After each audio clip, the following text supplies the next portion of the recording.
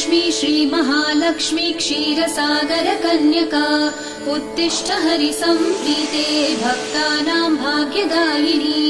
श्रीलक्ष्मी श्रीमहालक्ष्मी क्षीरसागरकन्यका उत्तिष्ठ हरिसम्प्रीते भक्तानां भाग्यदायिनी। उत्तिष्ठोत्तिष्ठ श्रीलक्ष्मी विष्णुवक्षस्थलालये उत्तिष्ठ करुणापूर्णे लोकानां शुभदायिनी। उत्तिष्ठोत्तिष्ठ श्रीलक्ष्मी विष्णुवक्षस्थलालये उत्तिष्ठ करुणापूर्णे लोकानां शुभदायिनी। श्रीपद्ममध्यवसिते वरपद्मनेत्रे श्रीपद्महस्तचिरपूजित पद्मपादे श्रीपद्मजातजननी शुभपद्मवक्त्रे श्रीलक्ष्मी भक्तवरदे तव सुप्रभातम्।